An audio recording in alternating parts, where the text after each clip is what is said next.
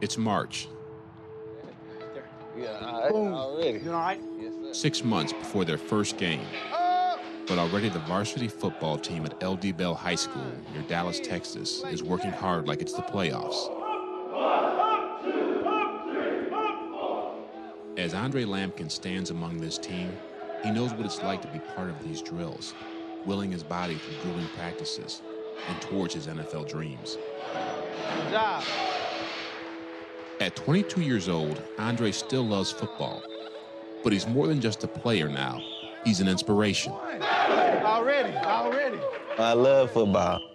Who don't want to put on a helmet? You know what I mean? Who don't want to go out there and just do whatever they do? In 2006, Andre shined as a 5'6", 185-pound track star and receiver for the L.D. Bell Raiders. He finished his senior year with 38 catches and nearly 450 yards and earned first-team All-District honors. Andre's soft hands and nimble feet also caught the attention of major colleges like Oklahoma State and Southern Methodist. He was a running back. We gave him the ball. He was a receiver. He caught the ball. And then there were times we'd put him over at DB, at cornerback, to cover a good receiver. What was it like watching him play? It was wonderful. People coming up asking, was he my son, and telling me how good he is. It was such a joy to watch him play. That's my boy. Andre didn't qualify academically for any major college scholarships, but he kept his football career alive, playing at nearby Cisco Junior College. I was planning on taking football to the next level. I feel like once I get in college, I could really just progress from there and look towards the league, towards the NFL. In March of 2008, during his first year at Cisco, Andre went home for spring break. He was spending the night at his best friend's house when he began to feel sick. I took a hot shower to regroup, and I was still feeling the same. So I was like, okay, maybe I need to eat something. So I went to the fridge, and that's when my vision just got blurred. You know, it hit me. I just dropped to my knees, and then I faded. Andre had slipped into a coma. After being rushed to the hospital, doctors diagnosed him with bacterial meningitis, a rare, life-threatening illness that affects nearly 2,600 people a year in the U.S. Although meningitis is contracted through close contact with the infected, doctors didn't know where Andre got the infection. It's an infection of the lining of the brain and spinal cord, and the bacteria infect that and cause swelling around the brain. Time is of the essence because if it's untreated, it's 100% lethal. After 3 days of treating him with antibiotics, Andre came out of his coma. The meningitis was gone, but there was something else. This is what Andre Lampkin's hands and feet looked like when E60 first met him in May of 2008. The meningitis had spawned a devastating disorder known as meningococcemia. It was eating away the tissue in Andre's limbs and would ultimately kill him unless doctors amputated Andre's hands and feet. How did you react when he told you this news? It kind of stunned me. I had to hear it again, like, what you mean amputation? You know, you take away somebody's hands and feet, that's your game gone, you know what I'm saying? I didn't want him to lose anything, you know. All I could think about is saving him. That's all I could think about. I love you. Andre's family desperately searched for alternatives to amputation.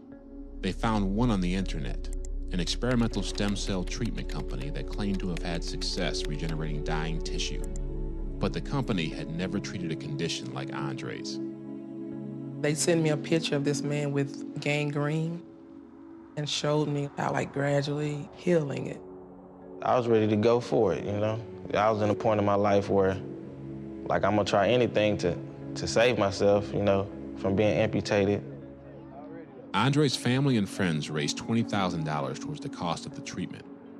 The procedure is not FDA approved, so Andre had to get the stem cell injections in the Dominican Republic. Afterwards, he returned to Florida and to his mother, hoping to see a change. Just trying to get better. That's how football is when you do your drills. Just trying to get better. I feel good now.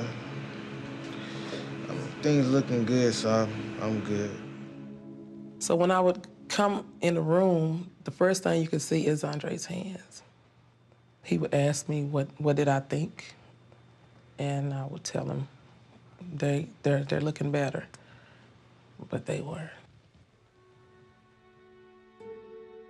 3 months passed, and Andre's condition did not improve. It was time to face the inevitable. I just said, well, we're gonna have to amputate, because I didn't want him to die. On July 11th, 2008, Andre's legs were severed below the knee and his hands at the wrist.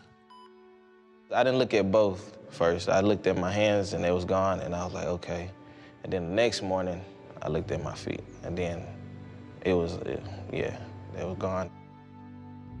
What had been a 185-pound frame was now only 120 pounds. I'm thinking football, man. It just really slipped away from me. Like, I just felt like football was gone. In August of 2008, 5 months after slipping into a coma, Andre finally went home. I used to do everything by myself, but I can't. Somebody got to do it for me. Just feeling helpless, that hurt me a lot. I remember pushing him in his wheelchair through the door, and he went in his room and all these plaques and trophies. He was just looking at everything. And I guess about an hour or so later, you can just hear him screaming. And later on that day, he said, I want to kill myself, but I don't even have hands to do it. I got mad at them thoughts. I didn't want to think like that. And I just keep praying. You know, I'm not used to being down, so I'm not going to stay down. In the fall of 2008, hope returned in several small steps. Andre began doing simple things he once enjoyed, like playing video games. Then Baker Prosthetics, who had worked with Andre for months, fitted him for his first set of prosthetic legs. He had his first chance to walk in 7 months. I had to learn how to walk again, so I'm just rebuilding myself the way I want myself to be. It took a while just learning how to do things by myself. And then came Andre's new and improved prosthetic hands. With that came more confidence. It feel better just having them on. It feel more complete. I like that. That's good, that's good. What it is. He stopped wanting me to feed him, and I would go by his room and see him actually eating. And he'd go in the bathroom and brush his teeth. When I saw him doing that, you know, I felt good. And as Andre continued to rebuild, Baker Prosthetics gave him 2 gifts. The first was covering over $100,000 worth of prosthetics. The second showed him a new path and purpose. He wants to be an athlete, wants to continue being an athlete. I put the video in front of him to show him this is what your next goal is. They showed me this dude on the internet named Oscar Pistorius. They showed me him running, you know? And I just looked at it and I said, I could top that. The fact that Paralympian sprinter Oscar Pistorius was competing with able-bodied athletes pushed Andre. He tried running on his high school track just 2 months after getting his prosthetic legs. By February of 2009, uncertain steps turned to sprints. Oscar, I respect what he did, and now it's my turn. And this June, E60 was there when Andre got his first pair of running legs. Ready for a track? Yeah, I'm ready for the track.